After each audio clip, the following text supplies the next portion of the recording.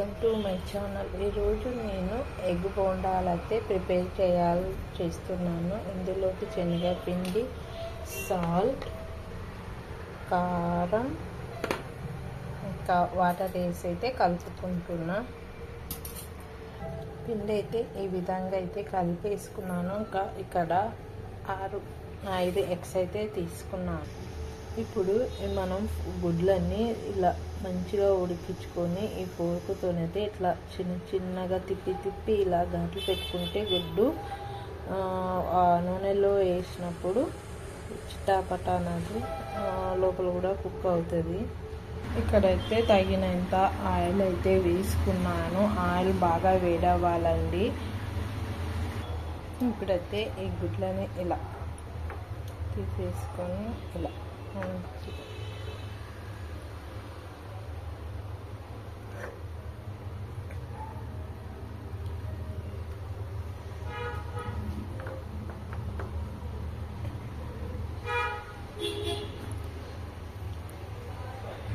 ఇక్కడైతే ఆయిల్ అయితే వేడవుతుంది కదండి. ఇంకా మనం ఎగ్స్ అయితే వేసేసుకున్నాం.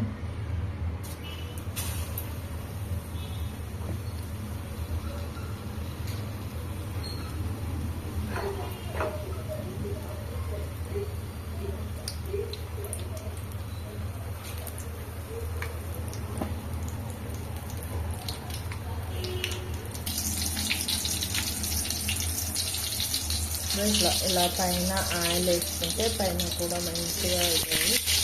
చూడండి ఎగ్ బోండా.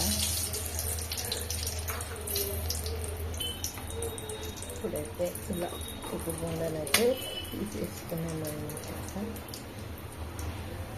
చూడండి ఎంతో టేస్టీగా ఎంతో ఈజీగా చేసుకోవచ్చు మనం ఎగ్ బోండాలు. ఇంట్లో దొరికిన వాటితోటి ఇలా ఎగ్ బోండాలు మీరు కూడా ట్రై చేసుకోండి. చాలా టేస్టీగా ఉంటుంది. మనకి ఇంట్లో చేసుకుంటే చాలా మంచిది ఆరోగ్యానికి కూడా. మనం బయటికి పోయి హోటల్లో తెచ్చుకొని వాళ్ళు ఏ నూనెలో కాల్చింది కూడా తెలియదు. మనం అప్పటికప్పటికి ఫ్రెష్ నూనెతో చేసుకుంటాము. మీరు కూడా ఒకసారి ఇలా ట్రై చేయండి. ఎగ్ బోండాలు అయితే చాలా టేస్టీగా వచ్చినాయండి. నేనైతే ఇలా పిల్లలైతే అప్పుడప్పుడు ఇలా చేసి పెడతాను. వాళ్ళు ఈ బయట ఫుడ్ అయితే అలవాటైతే చేయనండి.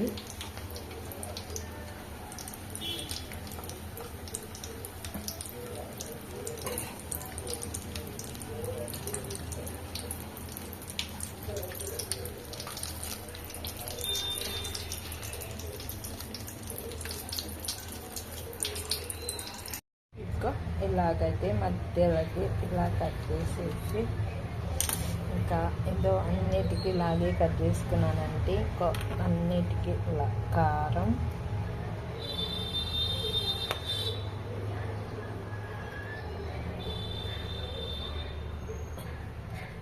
ఇంకా ఉప్పు,